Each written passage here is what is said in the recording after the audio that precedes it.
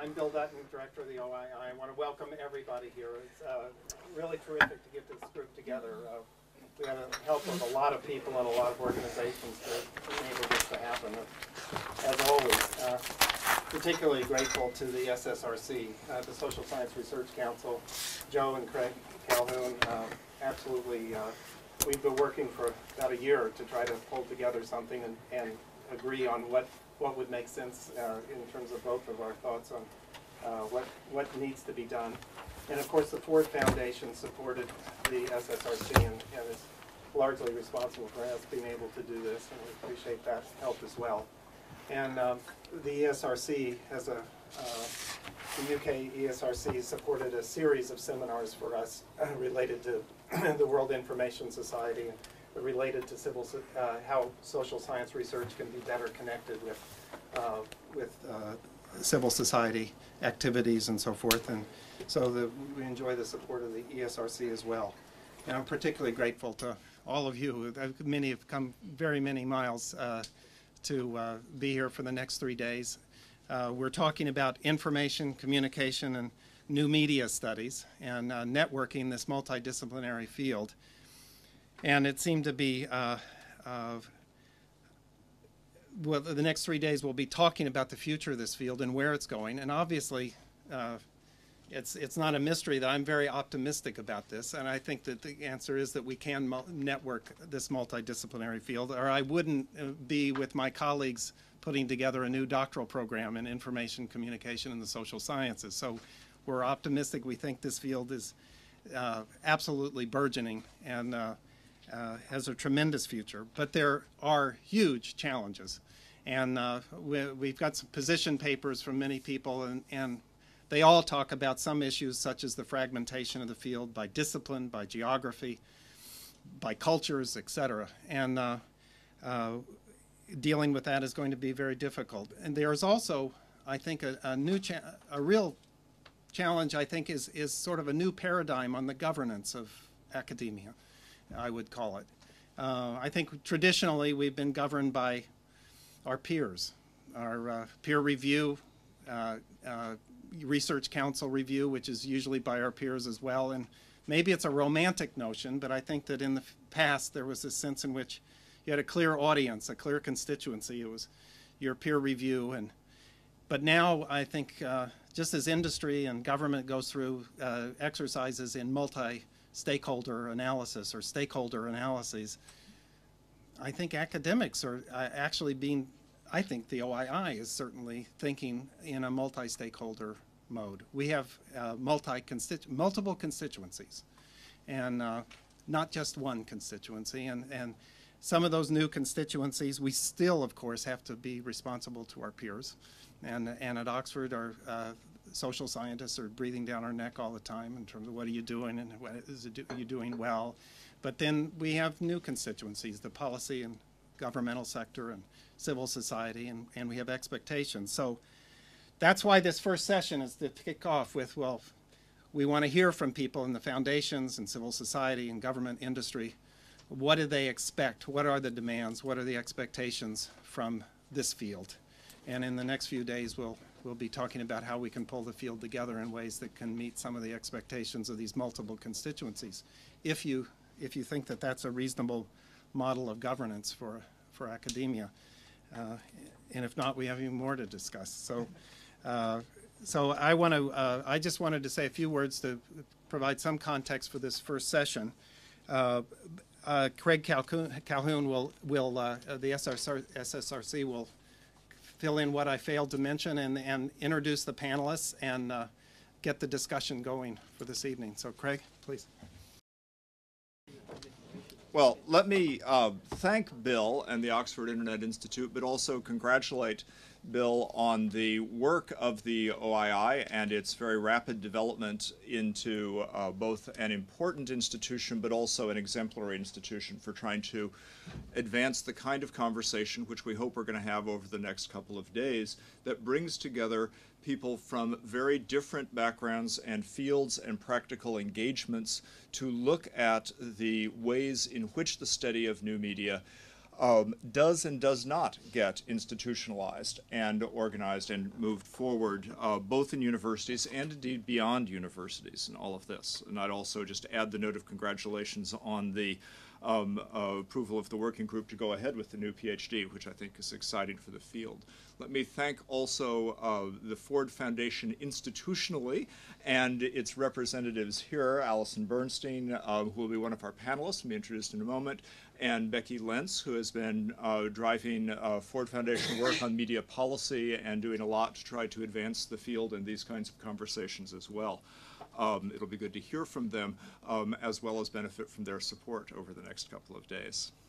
The Social Science Research Council, which I represent, is engaged in various ways in this, and I'm not going to try to say much about that, but one thing that you can note in our engagements is some of, but by no means all of, the heterogeneity of the field and the paths by which people move to it. So we've been engaged in trying to advance a social science, information and communication technologies, which still needs a lot of advancing, but also recognizing that even that conceptualization of it, just saying there would be a social science of this, already presumes a more contained this, the ICTs, than perhaps reality warrants. We've from that moved into a strong concern with media policy and the various kinds of intersections of different groups and interests that are engaged with the formation of media policy, recognizing that the internet is as much a creature of governance as it is of technology, and the ways in which that is organized, and recognizing then a need for networking among the different people and communities that are engaged in looking at issues of media policy, so that the potential for collaborative work among advocates, activists, and the range of different kinds of researchers can be fostered. And this then becomes another kind of interest in the internet and information technology as well. How do you use the various available platforms to try to support that kind of collaborative work, which is an agenda that then is self-exemplified by work on and in the media field, but goes way beyond that to other sorts of arenas where there really needs to be a lot more collaborative work, and where there are technologies and capacities for enhancing this that are so far underutilized, but where we're at an exciting moment in this. And this extends even to, I think, a potential for changing the larger structure of communication among social scientists, between social scientists and various publics. And we see versions of this either with joy or panic in the relationship between print media and various electronic media, but we also see a range of issues that are not only topics for research, but occasions for potentially exciting innovation in the way in which we're able to achieve connectivity face-to-face through various kinds of organized media in lots of forums. And this is work that includes but necessarily extends beyond universities. I think Bill is absolutely right to tell us that we're at a moment of sort of institutional transformation, and this may change the way in which universities work, and one part of that change is very likely to be, already is in many cases, a new sort of porousness, a new sort of openness to boundary crossing beyond the purely academic fields, and this is exciting to be a part of. Let me take the moment, since I'm thanking Bill and the Ford Foundation, to thank Joe Karaganis, who is playing a central role in leading this work for us and has played a central role in organizing this conference. Do you have anything you want to add to what I've said here? Are you good until tomorrow? Fine till tomorrow. Okay, thanks. Now, in all of this, implicit in what Bill said and in what I said is a notion that there are a variety of divides that are getting crossed. There are disciplinary divides, and there are lots of disciplinary divides, and the disciplines do a lot of disciplining, including of younger scholars who are engaged by the internet, to try to convince them that they should contain their engagement within their particular disciplinary perspective or methodology. This is not always helpful to getting a better knowledge of the internet. But it's not just disciplines. Interdisciplinary fields themselves begin to do some of this disciplining. So which interdisciplinary? Is it communication studies? Is it cultural studies? Is communication studies to be understood in a policy school mode as a kind of profession? Is it to be understood as a department that grows out of the history of speech communication and other kinds of backgrounds? There are lots of these potential divides to cross, and there are lots of issues of turf and various kinds of investments in that. But it goes still further. It goes then to the various fields that are more centrally engaged with technology, with producing the technologies that are central to the internet, but also with the production of content using these technologies. And the fields that are essentially production-oriented fields are pivotal to much of this. The boundaries among fields like the arts, the social sciences, that used to just not even be a boundary but a gulf a lot of the time, get bridged, partly because of the technology. And there's a further change there. And then there are the range of policy fields. And it's very easy for us to say something like, oh, we want the kind of work, the research that is being done by the social scientists to be connected to the policy questions of the day. But of course, the policy questions are in the hands and minds of people from very different communities that are a part of the policymaking process. The community of lawyers and legal advocates who are doing one kind of work, a community of grassroots activists who are campaigning in other ways, NGOs of various different scales, not only the big global ones, but a variety of more grassroots NGOs in different countries, business organizations, which themselves vary widely, government organizations, and as is not always apparent if you work in the United States, there are many different governments in the world, and so simply to say government is not to say one thing. The range of different policy actors is also crucial. So trying to bridge these various kinds of divides turns out to be a relatively large task, and it's fun looking at the position papers that many of you wrote for the conference to see that you're all engaged in bridging divides, but you tend to have slightly different divides in mind and different key foci for that. Meanwhile, the technology, of course, moves ahead, in which there are a lot of technological convergences that are going to push some of this work for crossing the divides in our academic research, but there are also a variety of ways in which the technology moves ahead without the opportunity for some reflexivity that better knowledge would provide. And there's a real opportunity here, but also a need to catch up in some ways to the technology.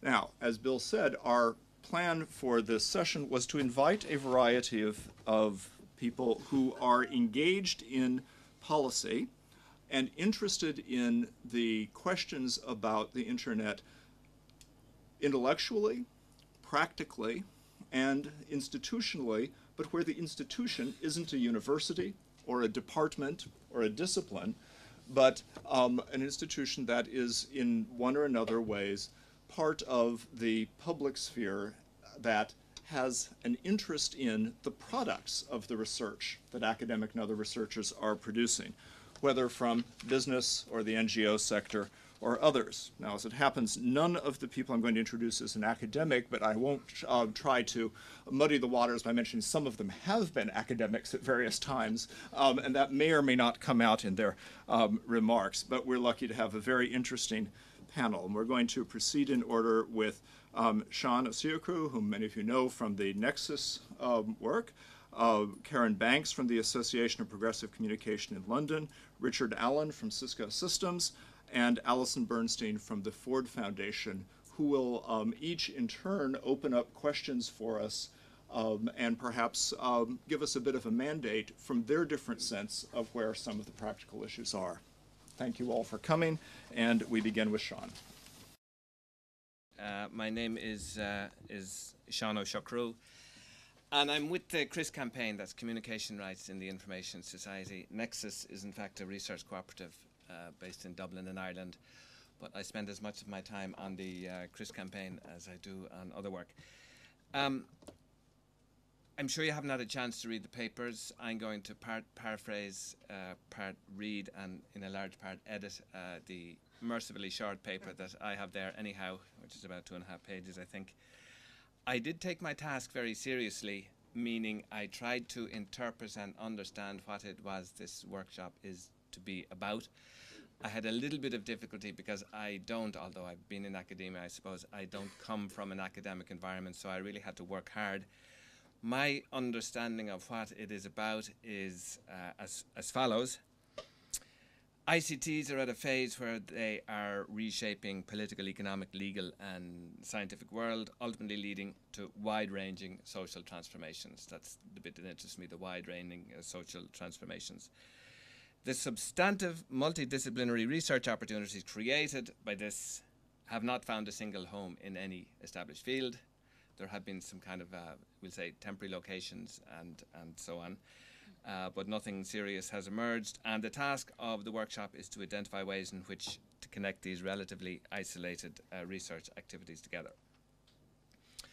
Now, having put it that way, I find it framed in a way that it seems to suggest that the solution should come from within academia, that this is a fault within academia, that they have not managed to actually connect up and establish a field. And I would begin by questioning whether this can occur at all on its own. In my short period in academia, I can tell you this, I imagined in my postgrad work that I was going to go into a department that was going to inspire me through collective work, collective understanding, and all of this kind of stuff. And I found very quickly in not just one, but several departments I was in, that in fact it was all about infighting, about different views, about not taking seriously at all what I wanted to take seriously, which was joining together collectively in a mutual intellectual exercise. I was actually seriously disappointed, and it probably put me off for life in actually going to academia. I don't want to say that's what it's all about, because there are in fact much deeper issues underlying, in fact even in the individual cases that I give, underlying the differences of opinion that were in the department. But the question to me is, to put it another way, surely these different disciplines already exist in competing, either explicitly or implicitly, paradigms regarding what is happening out there in the wide-ranging social transformations that we are talking about. Is it therefore not likely that encounters with others will just as likely within academia lead to discourse and difference as to shared enlightenment? So I'm questioning whether or not we should be, the very notion of having a common effort or a common discipline somehow that can take in these kinds of things. But when looked at from this perspective, the motive force for change, I think, if it is to influence the processes of social transformation, have to come from that external world, from the processes of transformation themselves. Now, in the world of advocacy and campaigns and, in fact, professional consulting that myself and others inhabit, it's acknowledged from the outset that there are existing and competing positions and paradigms, and each of them lines up and engages their particular set of tools of instruments. Where they do line up together, research and rational debate is actually only one of a set of things that you bring to bear, which include everything from bullying, which is a very common tactic at the political level, through to obviously rational argumentation, through to spending money on PR, through to simple power politics, which goes on. And the idea of academic research and certainly rational debate is only one instrument among all of these. And what's more, it's not one that is usually fought out on the academic turf, if you like, but actually in other areas, such as the World Trade Organization or the various other international organizations that are concerned with the issues at hand. In other words, it's not internally within the disciplines or within the universities that you really get the debates. This is not, of course, to say to set up academic and engaged research against academic research. As Bill pointed out in one of his papers, these simplistic dichotomies don't work. But I do want to highlight that there are basic differences between the dynamics, the structures, the resistances, the incentives, the outcomes, etc., within academic structures as compared to those within the wider sphere where social transformation is fought out. It's also not to say, of course, that these are entirely separate. Academic structures and universities have very often played a pivotal role in social transformation, though I don't think this is one of those moments right now. So the question for me is, what are the dynamics in the wider world that would demand a broader multidisciplinary perspective of academics. So I'm taking the question from the outside. How can the internal dynamic be generated within research instituted to relate to these needs of the contradictions of social dynamics? This question, I think, intimately connects the internal academic world with the external world of social transformation, with all the contradictory dynamics that are at work there. And it also implies, of course, that the academic world will respond, as it already does, to that contradictory and conflictual existence in several contradictory and conflictual ways. And I might add, I don't think there's anything wrong with that.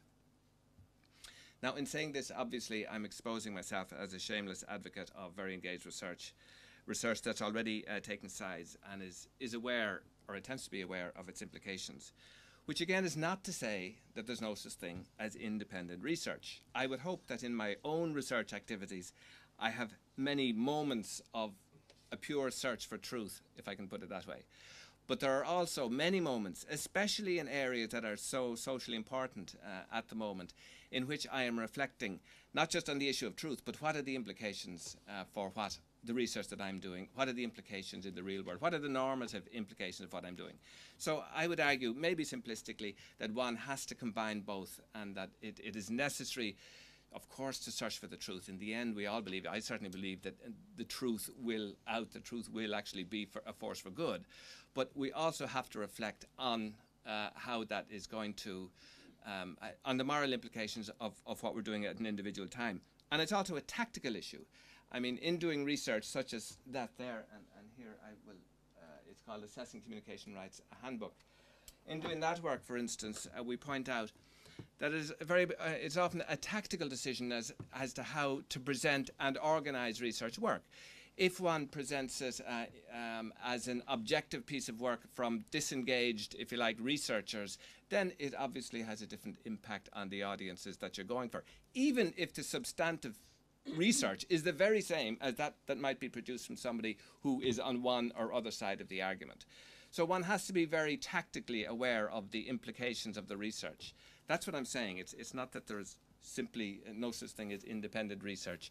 Of course, there are moments of that, but there are also moments of reflection on the normative side, and certainly to somebody like me, one has to then go on and consider the tactical implications of dressing up objectivity, if you like, and the implications of it.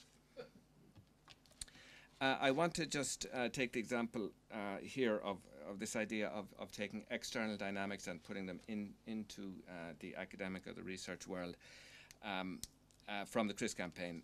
As I was saying, it's about communication rights.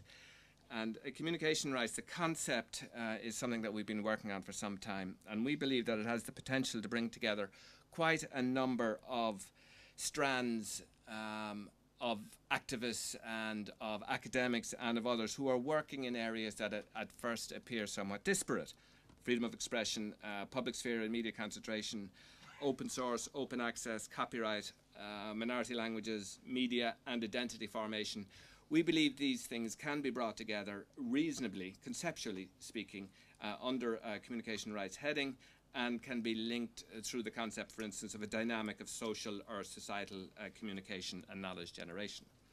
I won't go into any more of the concept on that, but there is a reason why we are taking such a composite or synthesizing concept as an organizational platform.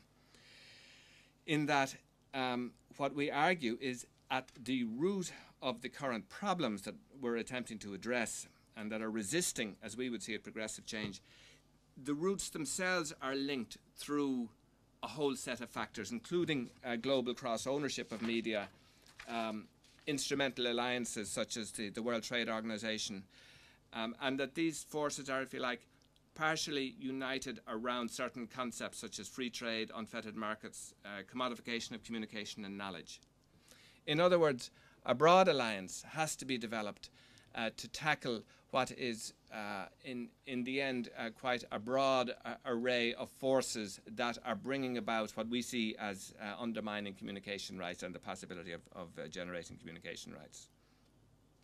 Therefore, the research needs for communication rights are equally disparate, both in content, from open source to media concentration to the impact of advertising, and in their nature, international law, technical ICT issues, radio spectrum analysis, media and culture analysis, and so on. So there's lots of scope for interdisciplinary work there, and I believe that's an example of where the external dynamics could and should, I hope, drive some internal coherence within the research spheres. From our point of view, I can certainly see the value of many of the disciplines internally interacting with each other, especially where they are forced to render some of the nuances of their individual disciplines clearer to the others, thereby also rendering it more clearly to me so that we can understand the arguments.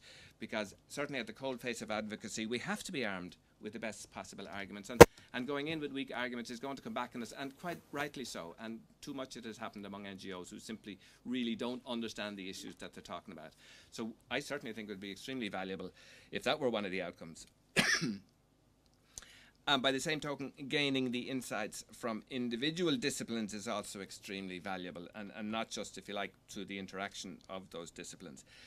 How to draft an international instrument on communication rights is something that I certainly can't do, but we need legal expertise to do. To design a credible alternative global governance scheme for media, or to make a clear case regarding the impact of advertising in poor countries on identity formation, or there's all kinds of other areas where we do need specialist information, specialist work that we don't have. Better still, and I'm going to finish in this, it might be even better if those involved in the communication rights issues had the resources needed to develop our own research capacities. And as I think was mentioned in the introduction there, some of the larger civil society organisations involved, for instance, in development issues, do have those resources and can develop their coherent work. So certainly the ideal outcome for me would be maybe a combination of being able to link into the academic, both interdisciplinary work and individual disciplines, and to be able to develop further our own expertise in the areas. So, thanks very much.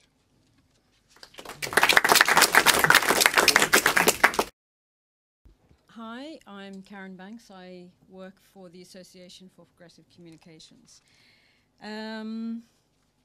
I probably feel even more on the margins of the research networks that many of you are part of than Sean, although I'm sort of tangentially involved through quite a few initiatives, many of which I think have been intentionally supported by particularly some of the founder, well, certainly Ford and OSI. And I think Sean's given a pretty good sort of broad brushstroke overview of the perspective of a practitioner or activist working in the area of communication rights or ICT work.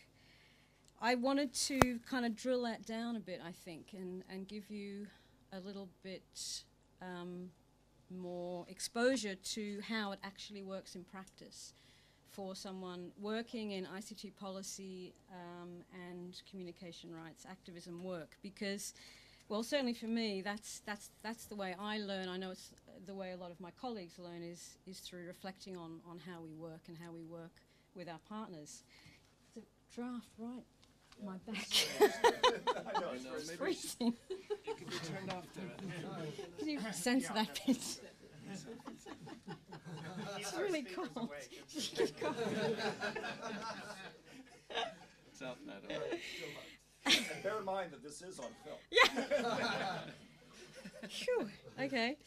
I guess just briefly, what the APC does, very difficult to do briefly actually, but we look at ICTs as an absolutely essential tool in empowerment at the individual, community, national level, and we work with ICTs to bring about empowerment in a whole bunch of ways, which I won't go into in general, but I'd specifically focus on our work around what we call internet rights, which is very much now part of the whole communication rights framework, and influencing ICT policy.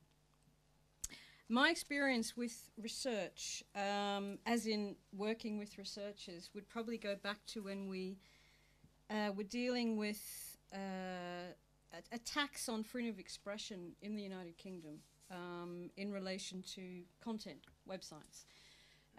We were caught unawares, late 90s, I think, when we were dealing with a very new phenomenon at the time, which was sort of commercial and legal intimidation, defamation, libel, things like this, which were starting to be used as a way of suppressing freedom of speech, in our opinion, particularly when they targeted very powerful corporations. And it led us to, when we did a little bit of, and this is from the perspective of an ISP, so we were dealing with it every day, an internet service provider, and many of the members of the APC are internet service providers, so they're dealing with the practical realities of these kinds of issues.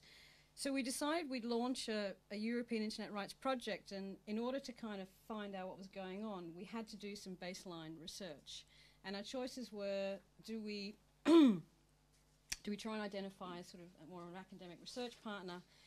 Do we do it ourselves? And in the end, we decided to do it ourselves because we felt that it was a very good way for people to actually understand what was going on, and that the context was different in every country, and we didn't want to, you know, sort of put a homogenous template over everyone's experience. Now, there were pros and cons in that. We did learn a lot. The research, if you like, was fairly varying in quality, and in the end, it made us think about having to work more intentionally with participatory sort of research networks and or people who were interested in working in a participatory and equal way with us. And I think that that's one of the challenges we've had for a long time, is that there is a sense that, you know, we haven't really worked very closely together. And I feel that I work with an organisation that's quite privileged in its access and participation in research networks.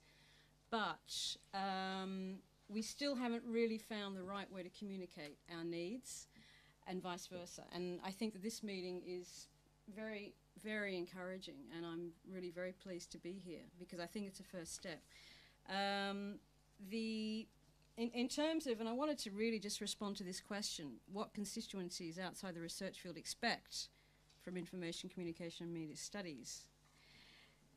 From our perspective, as Sean said, we're dealing with battles and struggles on a whole range of fronts. And the fragmentation that Sean talked about in terms of research disciplines and issues, etc., is one that activists face all the time, and particularly in the area of ICTs, where we're dealing with convergence issues and, you know, intellectual property rights and trade, and all of these issues are intersecting, and it's an impossible area for us to stay on top of. So the answer to the question is very simple. What we need are tools that help us do our work more effectively. Now, for us, that could be issues. Obviously, staying on top of emerging or controversial or complex issues that require a multidisciplinary approach. And I think Sean mentioned a few of them. This whole area of open access, for example, which is really gathering a lot of momentum. By that we mean looking at the sort of movement of open content, open source, and most interestingly for us at the moment is open infrastructure. So looking at the internet, or at least basic infrastructure, as a global public good. Now, there's an awful lot of work to be done there, I think, and it's a very exciting area. I know Sean's doing a lot of work. And I'd be very keen to hear if anyone else is doing work on that, because we really don't come across it much at all. And what are the implications for private sector? You know, how can we deepen understanding and move through the assumptions which I think we now know are no longer true? Is it that the market will resolve and provide access to many of those parts of the world, developed and developing, where we talk about the digital divide, etc.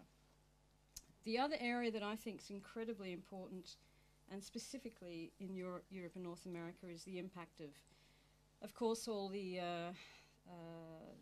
sort of surveillance, monitoring, etc., issues, which are all very familiar to us. But an interesting thing that we're looking at now is that we're really approaching and living in an environment akin to the sort of Jeremy Bentham prison scenario.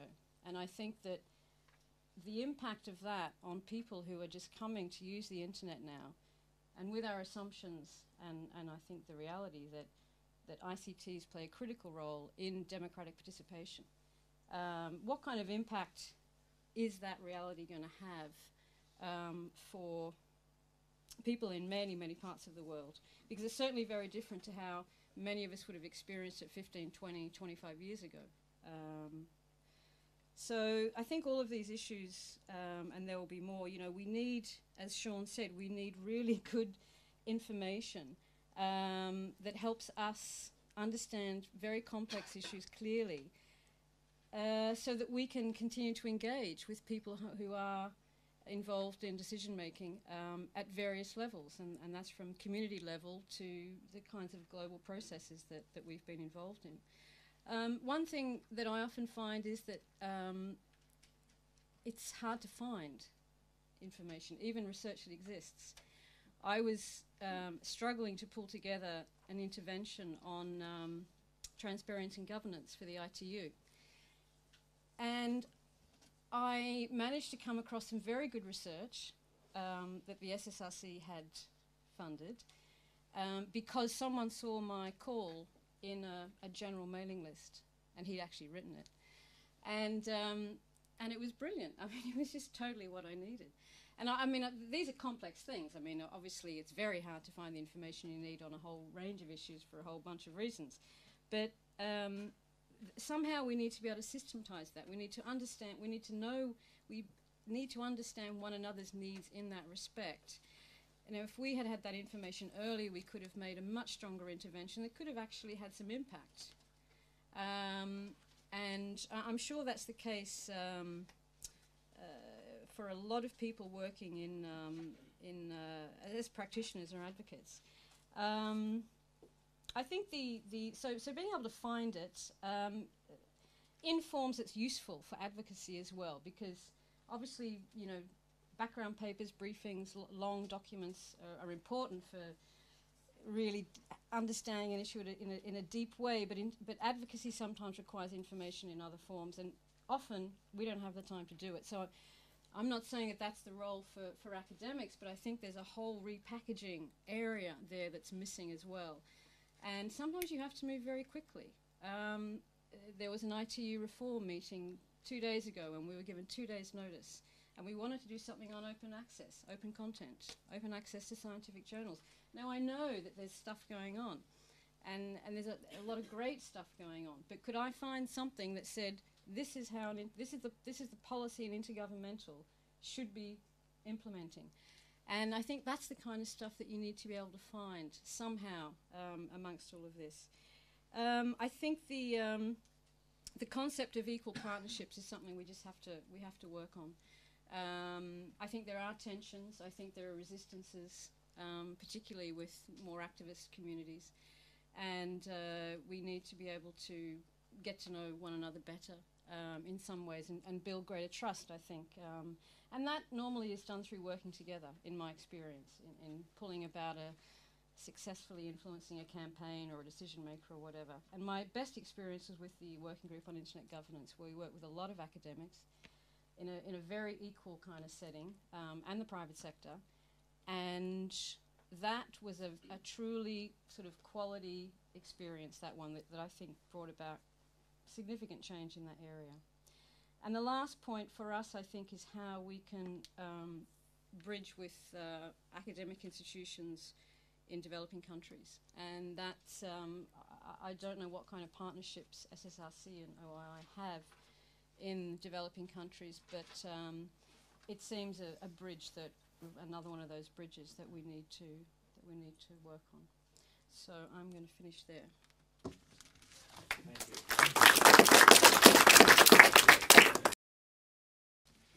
I've got the challenge of trying to cover, I think, industry and politics in 10 minutes. The industry is obvious from the Cisco. For those who don't know, until last year I was 8 years previously as a member of the UK Parliament dealing with internet policy issues. So it's the same kind of issues, but I've been dealing with them from a political perspective and now from a industry perspective. I was 8 years in the Liberal Democrat Party. Those who follow British politics may think that I've got out just in time, and I'm thinking of using that example of what happens when I leave an organisation to negotiate my retention bonus with Cisco.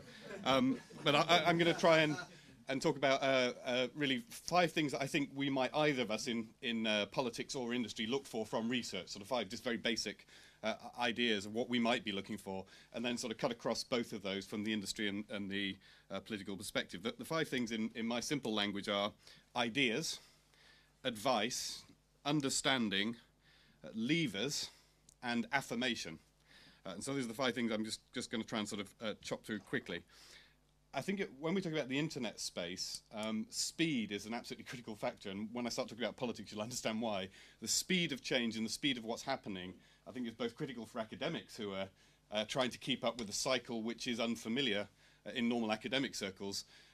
In industry, it's a little bit more familiar about moving quickly. In politics, it's certainly equally unfamiliar, but speed is quite critical. Business cycles are much shorter than political cycles. But business cycles, in a sense, in one way, are less tolerant of failure. That if you get your business cycle wrong, you go out of business. But in another way, they're more tolerant of failure because businesses can go and life carries on, but governments can't. Governments generally have to stay around. So there's some quite crucial differences between the 2 of them. In terms of the business themes and what business is looking for, I think really the 2 bits that I found most attractive are these issues about understanding and about levers. Those are the 2 that I think business is really looking for. Business has plenty of sources of other research advice. Business goes out and spends a fortune on analysts to give it advice, which is not academic advice, but in many ways is a similar kind of discipline. It does a lot of quantitative research to understand its markets. It does a reasonable amount of qualitative research to try and understand its customer base. It does a certain amount of comparative research to understand which markets it's trading in effectively, which ones it needs to expand, and so on. So there is research going on at a business level. What that doesn't usually give them is the understanding, and I think that's the gap that business is sometimes looking for if its business is around to stay, and that's what I've certainly perceived. The larger corporations in particular may have a knowledge of their gap. They may understand that they have a gap. They may know there's something they don't know, which is the deeper understanding that you'll get from academic research as opposed to this snapshot research that you're commissioning on an ongoing basis. Levers is the other thing that's critical that business is looking for, because business goes out and tries to create an environment that's favourable to itself. It's not a sort of radical concept. In doing so, what it does, it goes to governments, and it says to governments, we would like you, well, it doesn't say this, but it's between the lines it's saying, we would like you to create an environment that's good for us. What it actually does is goes in there and says, we want you to create an environment in which the United Kingdom economy will flourish, the United States economy will flourish, and these are the issues that we want to talk to you about. 2 very specific examples that come from the Cisco experience are productivity, ICT investment and productivity. We want to understand, we believe there is a relationship between investing in ICT and increased productivity. Well, of course, we would say that because if people invest in ICT, they buy our products. So we want to go to government and we want some deeper understanding. We want a lever to try and shift government to promote investment in ICT.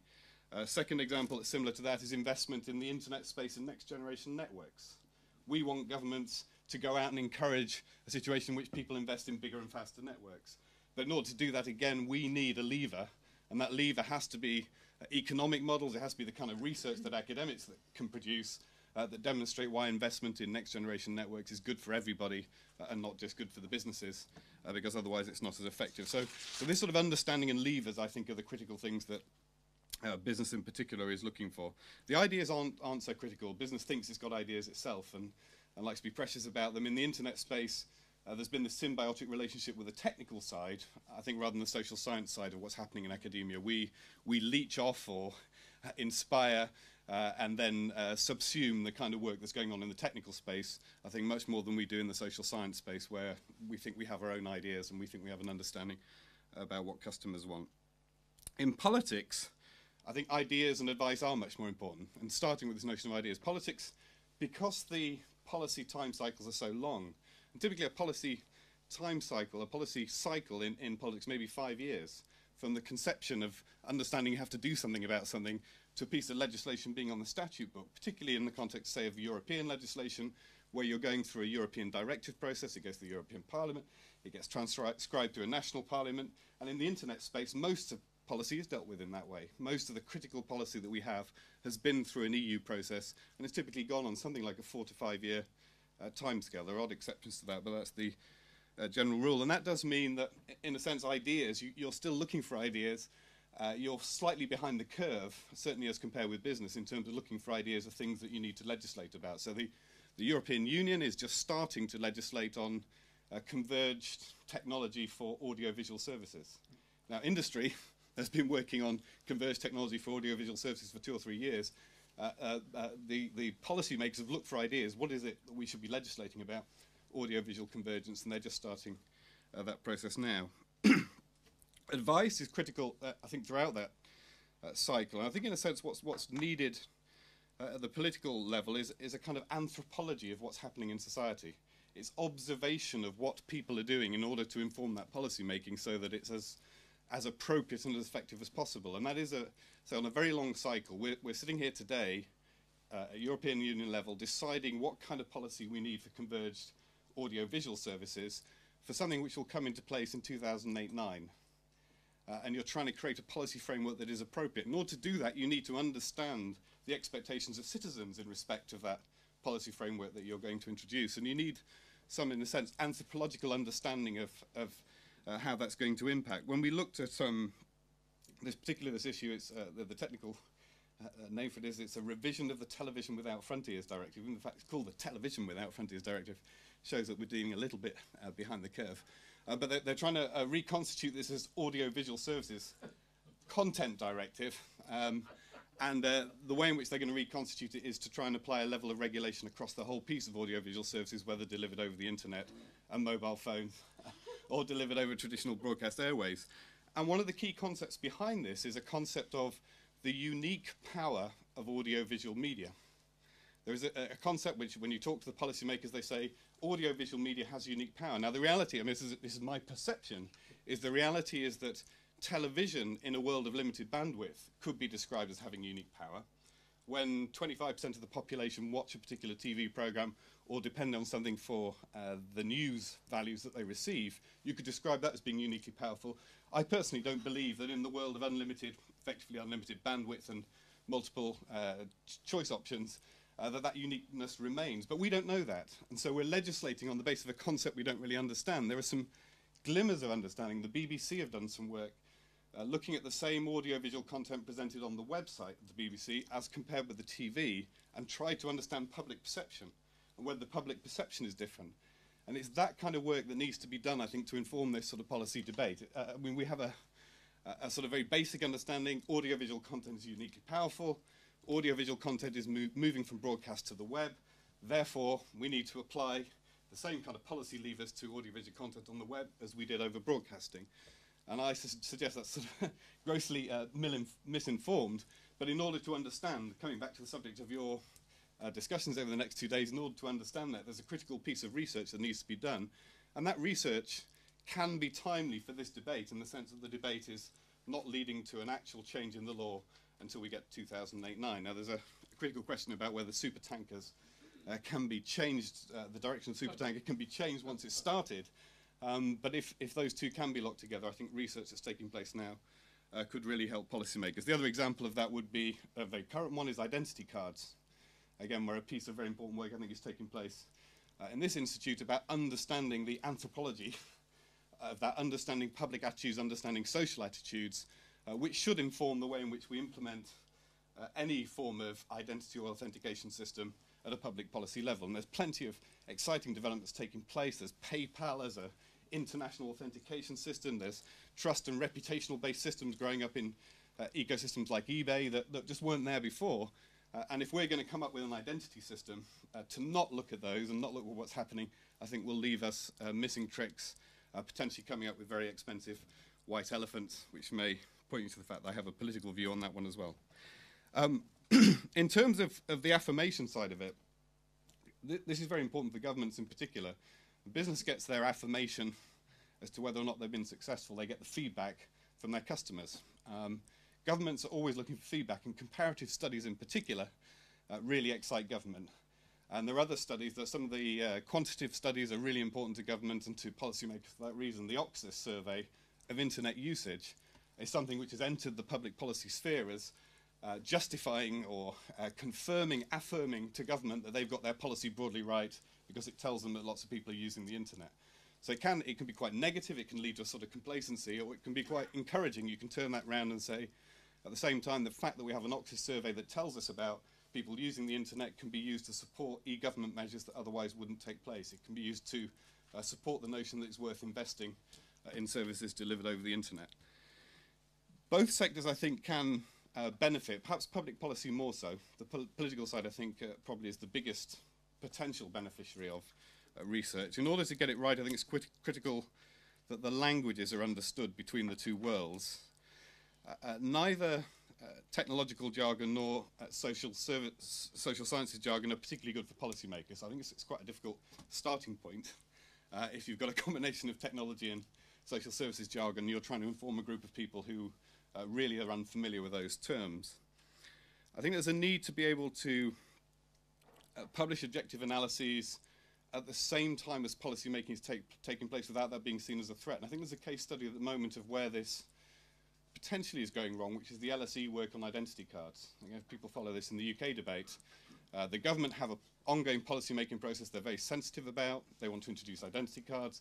The LSE have published studies describing costs of those identity cards, which the government is very uncomfortable with. And they've ended up with a standoff. Rather than it being research informing policy making, the government is rubbishing the researchers and saying it's useless, and the researchers are rubbishing the government. And we've ended up with a sort of exactly the kind of situation which I think is unhelpful. But I think it's possible. I think it's possible. I'm an optimist. I was a liberal. I must be an optimist. I think it is possible to try and do that in a more constructive manner. But that, to me, is one of the critical challenges. That if research, the politicians have to respect the researchers and respect the research, and the researchers have to understand the difficulties the politicians are facing. And I think that's quite a challenge, particularly in the UK context, where those kind of close relationships have not traditionally been the norm. So I think there is a huge amount of demand for good research. It may not be expressed in those terms, but I think it's there. I think there's huge benefits it can bring. And I hope, obviously, over the next couple of days, that you can throw up examples that of how this can be got right, rather than perhaps some of the examples we've had of where it's gone wrong.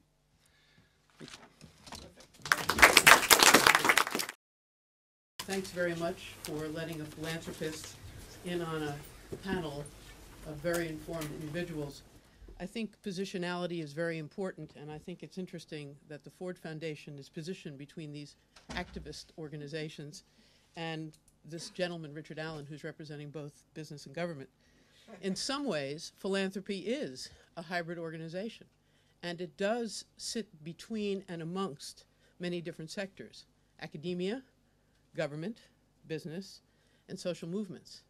And probably that's why my remarks are going to be, let's call it, the view from the Luddite from New York City. That's a slot that I comfortably wear and position myself with. I'm a historian by training, and an educator is the way I describe myself on my passport. I'm a philanthropist by inclination, and like Richard, I'm an optimist by temperament. But I'm skeptical that something called technology, in and of itself, is a silver bullet for any of the ills that society is facing. It reminds me of my first lesson about technology when I was teaching, which was the great technological innovation, namely the blackboard. For many people, the blackboard was the democratizing instrument for schooling. And frankly, it made a very big difference in the lives of many students.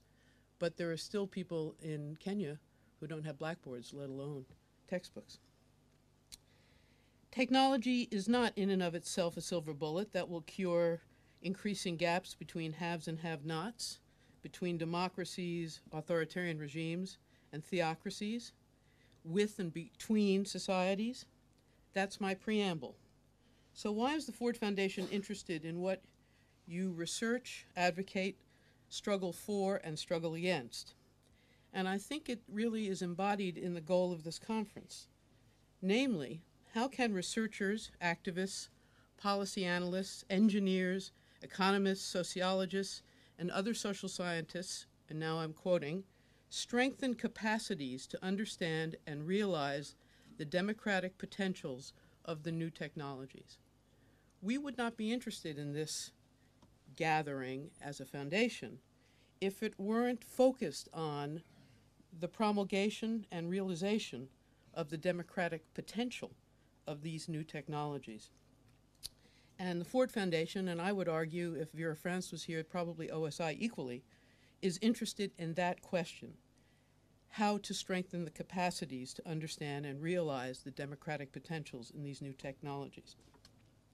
Well, let me just reveal as a historian that I still think 50 years ago, C. Wright Mills, the eminent sociologist, had an insight into all of this when he wrote that the mass media, that's what we called it those days, had two sociological characteristics. The first was that the few were communicating to the many. That is, the one-way transmission from the few who had the power, the resources, and the distributive highway to the many.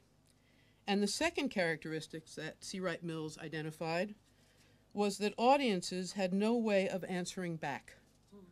Those were the two fundamental, I think, insights Mills brought to this in 1956, 50 years ago, a half a century.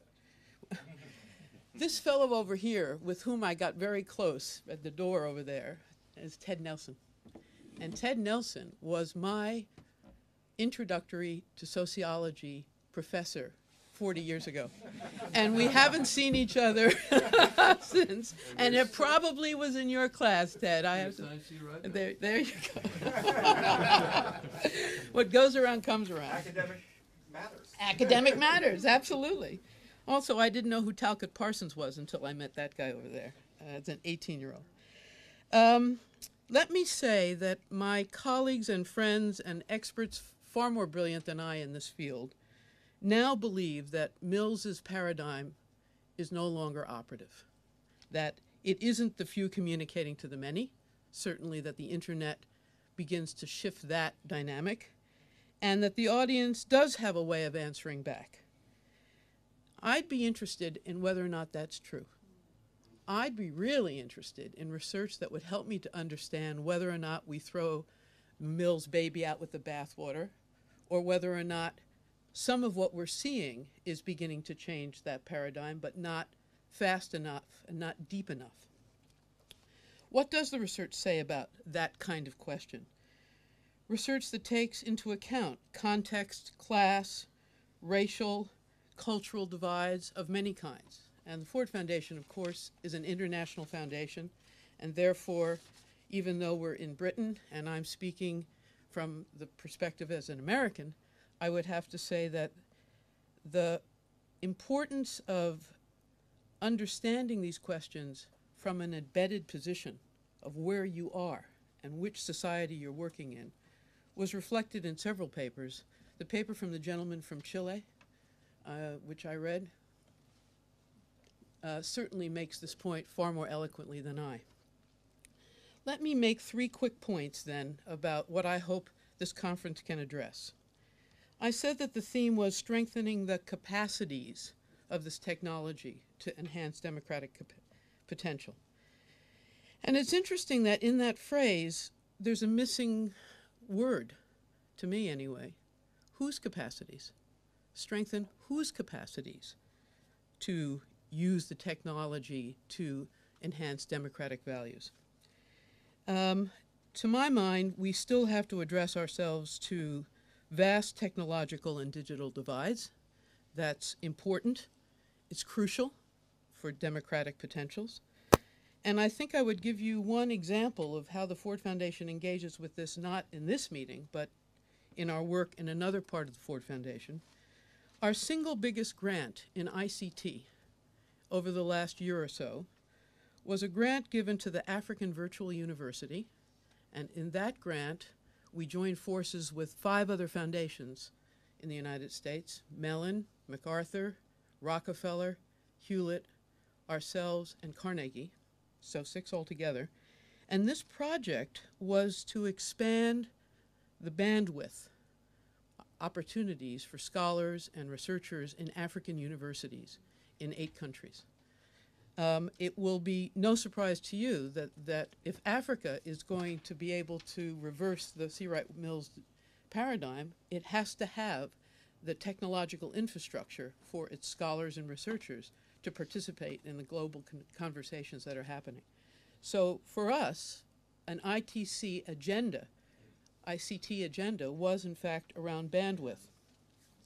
Let me stop with my own opinion and quote from another eminent sociologist, Saskia Sassen, who wrote, "We cannot take the distributed power and hence the democratizing potential of digital networks as an inevitable feature of this technology." Nothing about that distributive power, Saskia believes, is inevitable. And so therefore, for me, the technology itself and the infrastructure needs to be interrogated in ways that really will bring, and this is my second point, many different worlds together.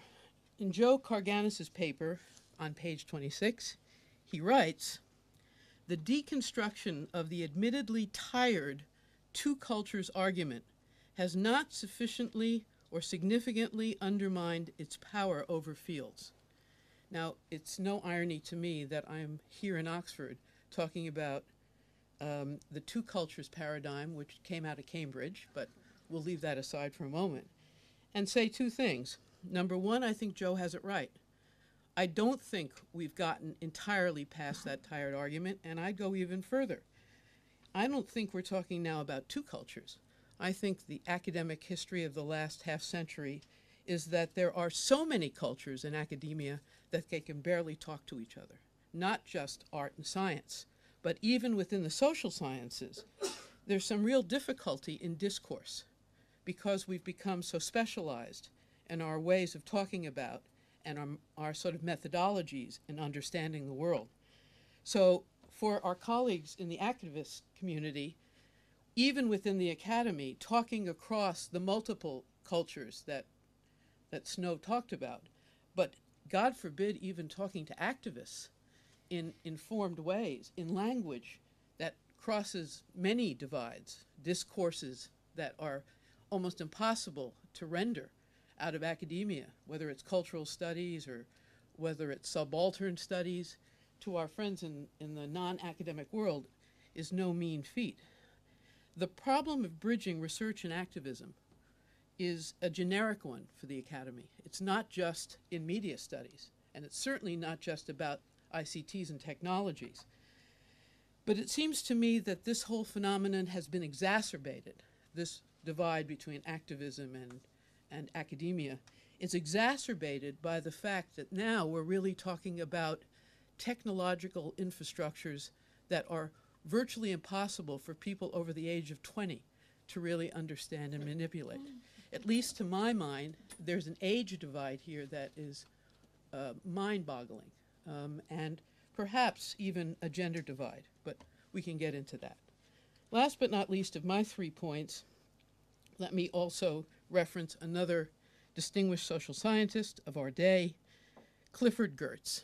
And the reason I think Geertz is so important to our discussion is because in assessing the world around him, he used a wonderful phrase that my friend Dr. Jacqueline Koch from South Africa reminded me about. And he uses the phrase informed bewilderment. Informed bewilderment. And it seems to me that part of the problem, at least people like me have, is that we know that there's a lot going on, but we are completely bewildered by what it all means. We don't quite understand what it all means unless and until we talk to activists who say to us, here are the problems. And let me tick off a few. Thank God you guys mentioned it. Mine would start with privacy and surveillance. We are bewildered by what in fact is going on in the world about issues of privacy and issues of surveillance. It's unforeseen, it's unobtrusive, and it's Big Brother. And it's not only the government, I'm sorry to say, Richard, it's also private industry. If I understand what's going on, every little tick I do on eBay or anywhere else is being stored somewhere to get a profile of my likes, my dislikes, how I think, what I want, etc. That's a surveillance that even Orwell didn't really anticipate. Secondly, the whole arena of freedom of expression. And thank God, Sean, you certainly got into that with Chris. And I have to say that all of us, those of us who represent arts, culture, thought, journalism, that's the part of the Ford Foundation I work in, are absolutely inundated with examples of how freedom of expression is at risk everywhere in the world, not just those totalitarian regimes or those authoritarian regimes, but ones closer to home, like in my home country. Last, intellectual property rights. Informed bewilderment. What is this whole territory about? Why is it important to citizens, let alone consumers or makers of product, that the new internet world in which we live, the new information society in which we live, is more threatening to individuals around their property or to communities around their property than ever before? We would need to know a bit more about that to understand what's at stake. And I think fundamentally, it's the what's at stake that matters. And researchers, activists, policymakers, government, business have an obligation to their citizenry to help them understand what's at stake, what the debate is about. And I think for most people I know, informed bewilderment is as close as they can get to understanding what's at stake. And we have an obligation to get past our particular discourses to help them understand that. So let me leave you with 3 questions. And they're questions that are on my mind, but maybe you'll have a better way of framing them. I'm just going to stick now to the internet. Broadcasting is an area I know a bit more about and feel a little more comfortable talking about. But as someone just said, maybe broadcasting is yesterday's news. It isn't yesterday's news for 92% of Americans who get their knowledge of the world from broadcast news, and I don't know how much of the internet really derives from the news that comes out of television and out of newspapers. But nonetheless, let me just give you 3 questions that I've been thinking about. And you'll see I'm a historian. First, is the internet currently more democratic than the public library? Is it more democratic than the public library? I think I know the answer to that because of this sending and receiving bit. That is, in public libraries, people don't necessarily have the opportunity to write back. You know, they can receive, they can find all the books. I was just at the British Library yesterday. All the materials that are known in the world in places like that. And most of the libraries that are public are free, and anybody can go. So is it more democratic in terms of access to information than a library? Second question, is the internet more democratic than the public school? Okay, now I'm getting at a point here, which is the difference between information that is available and learning, or maybe even knowledge, and maybe even wisdom. Is it possible that one could even understand the differences between my daughters who got to a point where they never looked at a book because they could find everything they wanted from the internet in schooling, and also probably might learn as much, if not more, from just being wise users of search engines? I just don't know. I don't know how to answer a question like that. Certainly public schools are under attack, and they certainly are not serving vast numbers of students well in the society in which I live. But in general, is the internet more democratic in principle than the public school movement, which was a movement of the 19th century, and libraries, of course, were a movement of the 18th century? And last but not least, is the internet likely to make public service broadcasting more democratic? That is, the BBCs and the PBSs and the SABCs of the world, can they use the internet to create public spheres, town meetings, conversations around citizenship that haven't occurred in the past because they were not equipped with ways of handling the response and the answer. If we had a better sense from the researchers and from the analysts and from the activists on those questions, I think we would be a little less bewildered. Thank you.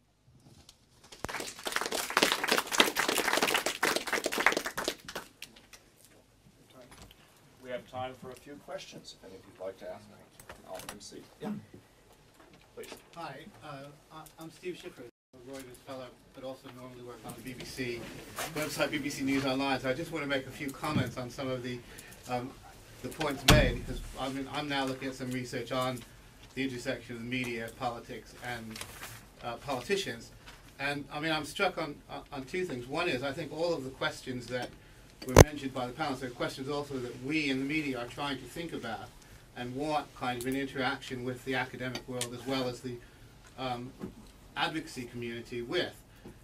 I think I find, you know, again, I'd echo the comments that I find the tremendous fragmentation of the academic world in this area quite a barrier to finding useful information that, again, echoing Richard, reflects a much shorter time cycle that we're working on, as well as, I mean, the political cycle is quite long, but a media organization, like a business, in a sense, has to anticipate. And in a sense, by the time I'm reading papers that were published in 2003, the world has pretty much radically moved on in terms of both the technology and perhaps the market and the content and even the audience expectations. So I think that one of the things that has to be addressed in this is the sort of speeding up of the academic cycle of research and publishing to match the speed of the cycle that we're getting in terms of the rate of technological change and other sorts of societal change that we need to anticipate. The second thing that also strikes me in kind of trying to apply the research community is there's still the tremendous cultural divide in trying to decide whether the U.S., which in a sense pioneered a lot of this technology, is the model, or whether there are such major cultural, political, media-specific barriers between different systems, even the US and the UK, where there are many similarities and similar levels of development, that these lessons can't be applied automatically. And the more I look at it, the more I feel there are these differences and barriers, and that so it's quite dangerous to extrapolate from developments in one country to another. But I'm not sure, again, look at this, that the comparative side of this research has been that developed. You know, it's very much sort of, it's either in terms of, you know, looking at how much of a system, you know, whether really technology is determinant, or whether, in fact, you know, as I think probably as some of the speakers were saying, it's very much interpreted by a different culture. I mean, the third thing I think is just in terms of creating the public sphere in response to the last one, that, again, thinking of both the technological instruments and finding the ways to engage, from our point of view, again, what is the market or the audience in this, is quite difficult. I mean, it's not, from our point of view in a sense, and I think probably from other public broadcasters and other people's vision, there is an impulse to look at how to do this, but at the moment I think it's, you know, and we develop technologies and tools. What's, you know, lacking in a sense is the sense that there is yet a common public sphere in which this would happen, the kind of, you know, because it's perhaps an early stage, or because, you know, there are different expectations. I mean, we've created, I mean, there are, you know, specific examples I won't go into, the things we've created, more interactive means of using the internet. The question is, in a sense, also for us, why aren't they used more? How are they used, and how should they be developed and used? And I think, again, this is an area I'd also cite where, you know, there doesn't, you know, the way that we could interact with both the academic and other communities about that. And also, I mean, again, I think the final point I'd make is I think that just as an industry, there's a lot of proprietary information. Again, we collect a lot of information, in a sense, at the level of, you know, survey data and audience data and ideas. But what's lacking, in a sense, is connecting that to, you know, both the bigger concepts on one hand and the other thing, the evolution of technology. So I just put a plea that there's also sort of this other sector, in a sense, of you know, the media organizations that are operating in this sphere that are would be very interested, in a sense, you know, in the kind of applied policy perspective of this, and would also have something to contribute, I think, to the debate. Great, thanks. As an authoritarian chair, I'm going to rule that was a comment, not call on Yes. anybody to answer it. Yes, sir. Yeah, just well, this is going to be a comment too. That's fine. Comments are fine. I mean, I thought there were interestingly two themes that appeared in virtually every talk. I mean, one was speed of turnaround, and the other was the dream of a common language. I just wanted to spend a second on the dream of a common language. Two things about that. First, the scattered work which has been done on highly successful interdisciplinary and multidisciplinary conversations across various divides. I'm thinking of Peter Gallison's work, or these styles on boundary objects. Stress that what you don't want is a perfect understanding from each side of what the other is doing. You're not going to achieve that. What you try and achieve is a pidgin language, a Creole, which is sufficiently strong so you can go on doing what you're doing and know enough about what the other person's doing. So I don't think we're aiming for complete transparency across this particular divide, be it industry politics or industry academia. Second point about that is I would stress, by the very nature of the panel, it was quite reasonable that that it was suggested, well, the academics are sort of not being clear or don't express themselves very clearly. It's also often very opaque to us as academics, exactly what's going on in the policy world, exactly what's going on in business. And the need for translation is really two-way, and I think that's... That's fine. So let me ask you to introduce themselves. I'm sorry, Jeff Barker from Santa Clara University. Okay, that's right. Ted. Ted Nelson, Oxford Internet Institute. I'm older than I look. The word technology has been batted around here considerably. And I just want to point out that the more you know about what goes on underneath and who created these things, the less you see technologies as you see individual packages created by teams and passionate individuals who had one thing in mind, created something not quite up to what they intended, which is then adopted by the world for something entirely different. And so the so-called technologies, whether it's the web or instant messaging, are all these ideas which then become twisted and redirected and weave around each other. And I want you to see, I want people to understand that the myth of technology is that it is a unified tin can, a unified structure. And in fact, it is a can of worms which are all competing and writhing, each of them with its own ideas being carried on by the people who are reviving it and enhancing it and building on it. So if you see the ideas behind the so-called technologies, it all becomes a different package. And if you recognize that all of these things are plastic, changeable, and continuously changing, you don't get buffaloed and taken in by the notion that there is a wall of, quote, technology which must be accepted and obeyed. That was a comment.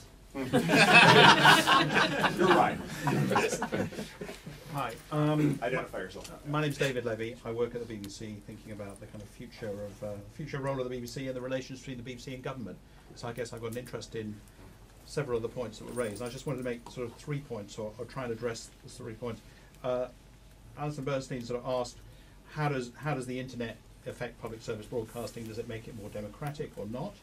I suppose, I think one's on the way to making more of a sort of two-way dialogue, making more of a public sphere with some of the things that the BBC is doing at the moment, with things like an action network, which is trying to help people get involved in things, with the kind of two-way responses to the organisation, and the way in which just very simple things like every BBC News story on the website since 1997 means, I used to be a BBC journalist.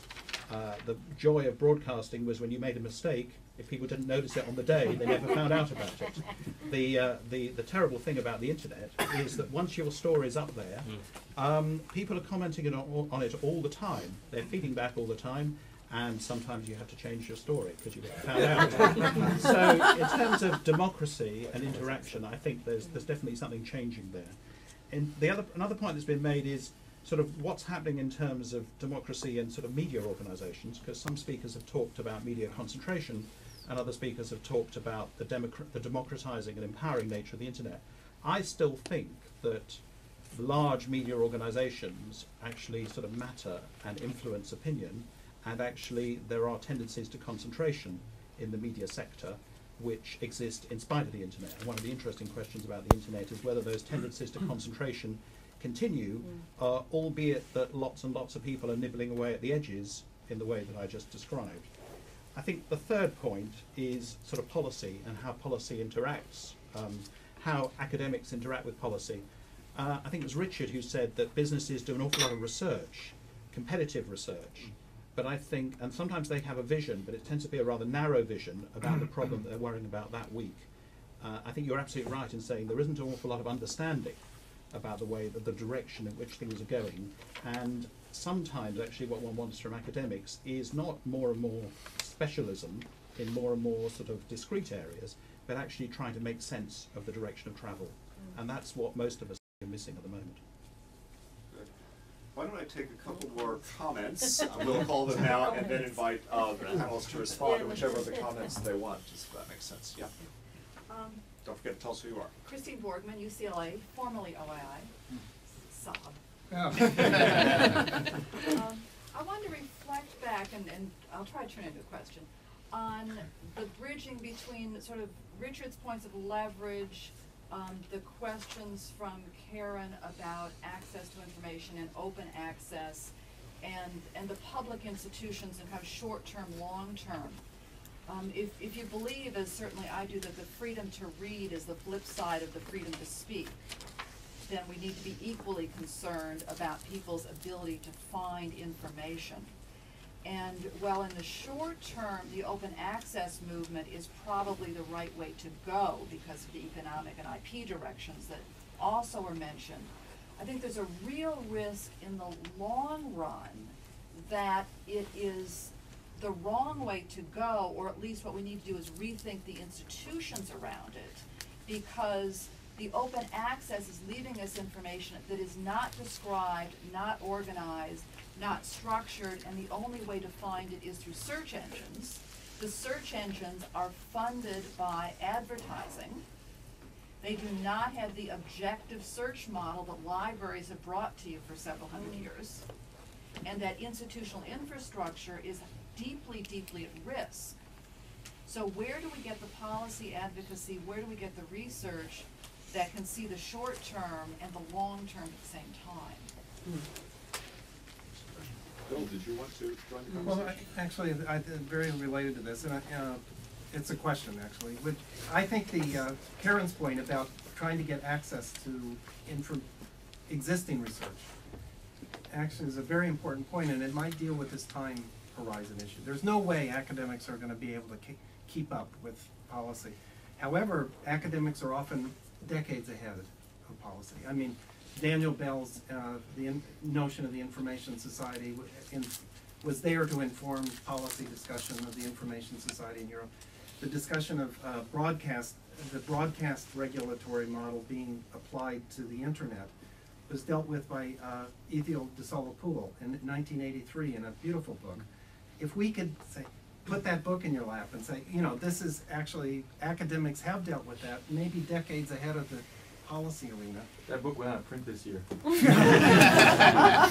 There you go. That's why it's topical. But so it really raises this, I recognize the different time horizons of business policy and academia, but I think if we could just get better access to what we already know, I mean, we could, perhaps that's the only way I can see of dealing with that.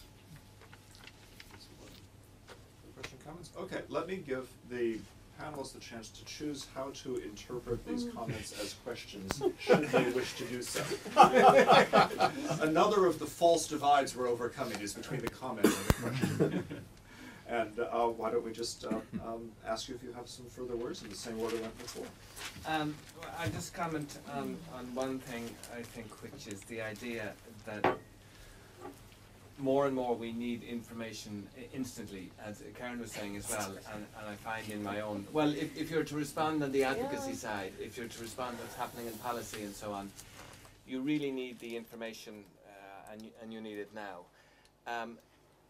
The difficulty with that is that the people who can provide you with the information, and of course this is a problem that runs through journalism all the time, the instant experts in stuff.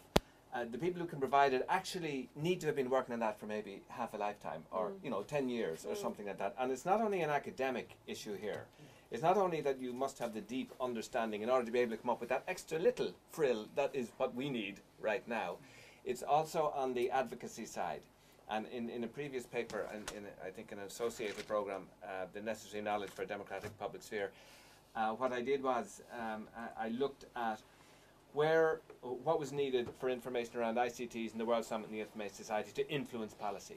And certainly one of the things that I concluded was that actually it was people who'd been working on that on the advocacy side for 10 and 15 years who knew the baselines enough that they were the ones who needed the extra bit that would actually take it forward and be instantly useful. So the problem of needing information right now, especially in a very rapidly changing situation, is first of all that it has to be based on a hell of a lot of experience, and secondly that you have both the academic and the kind of the advocacy side to deal with in that. The other comment I'll make, I'm not sure how related it is, but I'm just back from 2 weeks in 3 African countries, Kenya, Uganda and Rwanda. And what we are looking at there is a different issue of open access. We're looking at, they're about to get fibre optic cables there. And there's a question as to whether or not the bandwidth that is going to produce for the first time, it's an undersea cable and then going on land, is actually going to get out to rural populations to use at a low cost, or is it not? Now they have a satellite on the west coast of Africa called SAT-3, and there it is vertically integrated private corporations or publicly owned corporations who are controlling that bandwidth and not letting it out. And the issue that we are doing in this UNDP funded project is trying to create advocacy at the ground level among civil society to see that it's actually a terribly important issue, the terms on which this bandwidth becomes available in rural areas. Now there's a second aspect to it that links, it's called community-driven networks, and it links from the rural areas to make use of that by building capacity at local level to make use of the bandwidth, so you connect there too. But when you get an issue as arcane in a sense as that, I mean, Karen knows what I'm talking about, I'm not sure how many others would actually know what that meaning of open access means. It's impossible to get stuff that we can use. I don't even consider looking for it. You know, we have to invent it from scratch between... actually, it's probably almost there among people who are working in academia. Almost there, but not quite there, because it's so up to the minute of what's happening that it's really hard to get this stuff. I wish we didn't have to invent it. So you have funny coalitions of DFID, of World Bank, of InfoDev, of people like APC and myself and so on, all looking for this information to produce a kind of new paradigm that is actually not about the old paradigm of monopoly provision or about the old paradigm of competitive provision, which is also broken down, private provision in that context. So that's a good example of where we really need stuff, and I just wouldn't even begin to look. I don't know where to look. But I know we need it, so, you know, and we need it fast, needless to say. We're talking a deadline of May, you know, to get this information in the current advocacy reality of it, you know, to generate it. So I'll leave it there. If anyone's any ideas, let me know. If you have the information, you heard by May.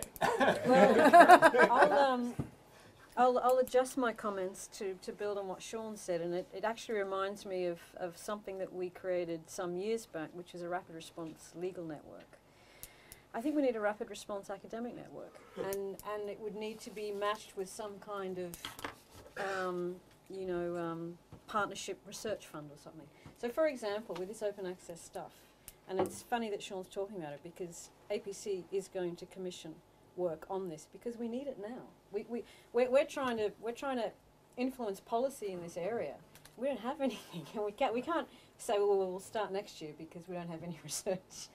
So we'll do it, and we'll do the best we can, but it would be much better if we could say, look, you know, this is the spec, we need to cover this ground, we'll help on these aspects with more practical, whatever, and we do it in 3 months' time. That doesn't deal with the issue that, I'm sorry, was it Christine raised, which I think is very important. In fact, I'm glad you raised it because this is exactly the kind of thing, like, we need to be aware of that. And then we could probably add that your searches are then cached and marketed and harvested and used for all kinds of other like these are the kinds of implications that you don't necessarily think of when you're actually trying to implement projects on the ground and stuff. So that's I think a practical thing, and I would love to see something like that. And I think that's something that could contribute to this dream of a common language. I think, you know, the only way I know how to do that is to experience things together, and in this context it would be work. To me, that's how you create a common language, and maybe it would be interesting to kind of think about some pilots that would, you know, I don't know, explore these kinds of approaches. The only thing I can say about the media, I mean, which is not actually in response to what you were talking about, is that probably the most important stakeholder we've acknowledged, apart from academics in the past 2 or 3 years in our work, is media. And for all the reasons you're talking about, but because they have such a crucial role in, for example, getting stories out in Kenya about what's happening with this cable. And in fact, it has been very successful in Kenya. The partnership between local private sector media activism in influencing the national ICT strategy, you know, and it has been supported by ad hoc research, but not in an organised way. In fact, it was really this work and other work that sort of supported that whole initiative. That's all. If you go on the political language point, absolutely right, there is another political jargon. Quite often it's deliberately obscure. Because they don't want you to know what they're after. I think they don't know themselves. I think there's another fundamental problem. I'm slightly idealistic on this, but there's another fundamental problem, which is that politicians often don't want to discuss something until they've already made their minds up, which is kind of fundamentally in contradiction to the academic inquiring tradition.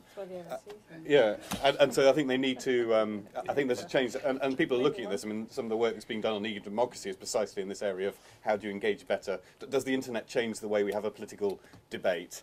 And if it does, is the public expectation therefore that they actually are engaged in the debate at the time when it matters, as in when things are still open? Yeah. It's no good consulting on a done deal.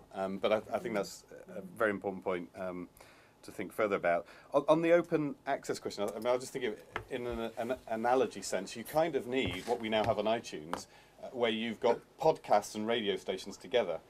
And if your open access publication is your podcast, you sort of want some way to then translate that to a formal edited radio station.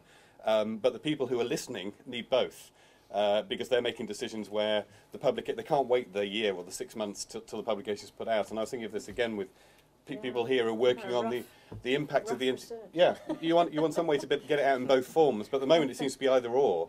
And so you've got people here, I know, who've done really good stuff on the impact of the internet on the 2005 general election. Now, you know, at the moment, that's, well, straight after the election, that's really topical and really interesting, and they've done the work, but they have to wait until they get a formal publication slot, and that takes a long, long time.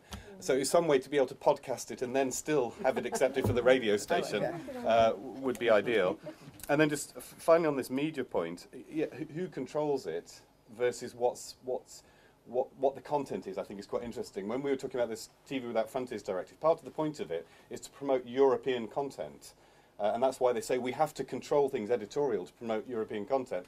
And yet we've had work done on things like the long tail effect, where the suggestion is that the ideal of the European media space, which is that the BBC would use its precious time to broadcast Czech language material. That's what it's supposed to be doing under the current regulatory framework to promote Czech language material is not happening.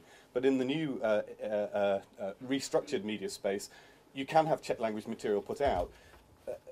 What's more important, the fact that the long tail exists, that media is put out, or who controls the way it's put out?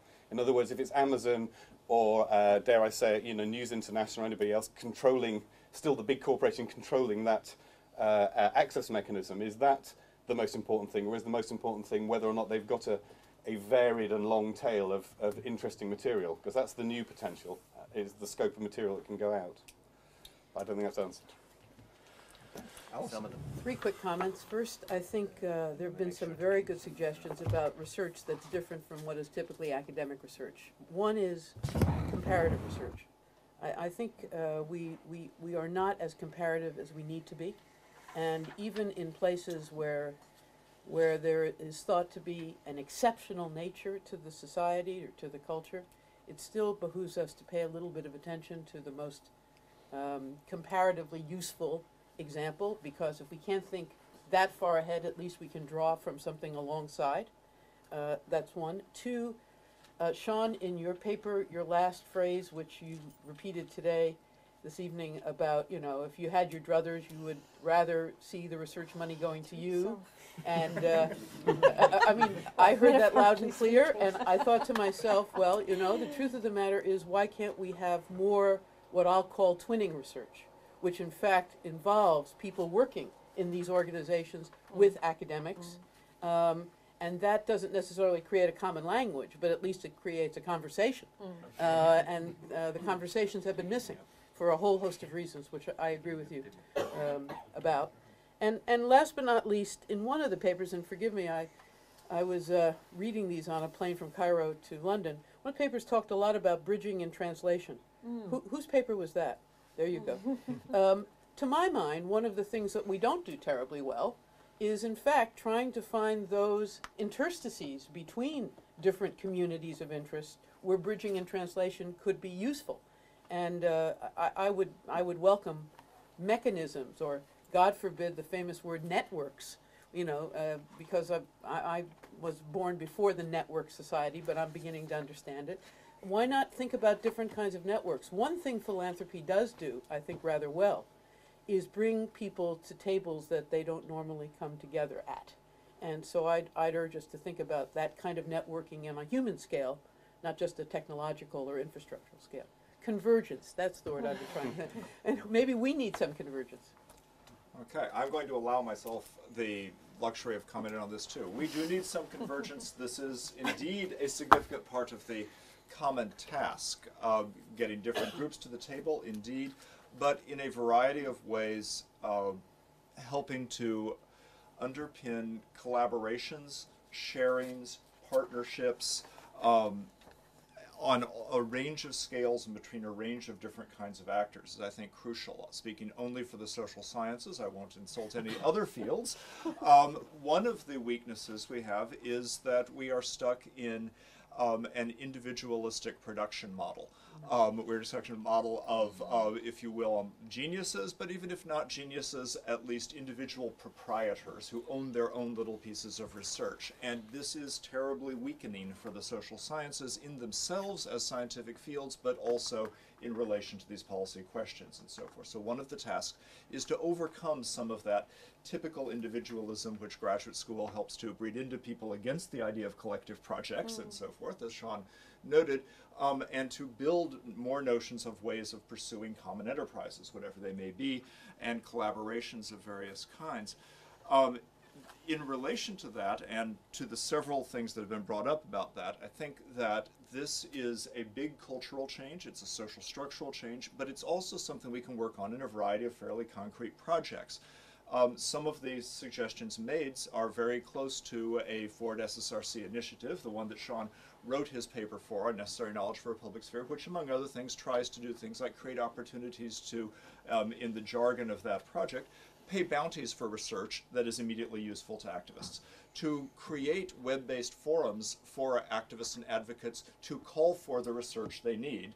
Now, this isn't going to send people to do all of the research that is needed if they haven't been doing it for years, but I would suggest one of our problems is that we have one culture that focuses a lot on, if you will, making knowledge, the original scientific research and the rewards and praise that goes to those who discover new things, and another culture that focuses a lot on using knowledge, and we've got a real gap on communicating knowledge, and it's really ironic in the field of communications and media studies, but in this field too, we have very weak institutions for sharing the knowledge that's there, for making it rapidly accessible. So part of this story is not, can you get somebody to do research on a 2-month time frame?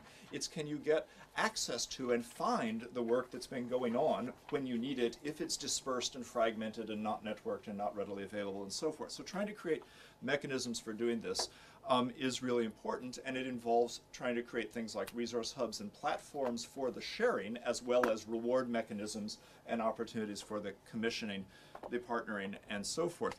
This bears on the issue that Alison raised, quoting C. Wright Mills, of the few and the many. The model of dissemination, which is the primary model for how we think about academic research getting out in the world, is a classic mass media sort of model.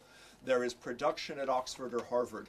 It somehow spreads out from the few to the many in some fashion, rather than an interactive process of mutual creation, or at least communication about what's needed, and partnership. Therefore, I think there's again a good reason to turn what we know about the rest of the media world on ourselves and ask, how can we ourselves do this better? How can we connect what we at the Council have been calling rapid deployment social science, various ways of getting it out fast, to longer term publications models that keep it out? Because one of the issues is that's one of the reasons. It's not merely egocentric desire for credit, though it is partly that makes academics want longer term publications. It's the desire to have the books in print several years later. So what are the different ways of having these feed each other? And all of this is something that we can keep talking about for 2 days, which we're talking not just about a single common language, but about a variety of particular crossings, I think, and that the pigeons are, as pigeons generally are in the world of more conventional linguistics, that's not the birds, they're the P-I-D-G-I-N-S, right? The pigeons are specific. They're specific to languages that are being bridged. The bridges are specific, and so it's not going to be a one-size-fits-all common denominator that is achieved, it seems to me, but we can move forward the project of creating the arenas and the potential for collaboration that can make for a variety of specific connections here. And I thank our panelists for helping to get us off to a terrific start in this enterprise. Wonderful panel. Thank you. Thank you.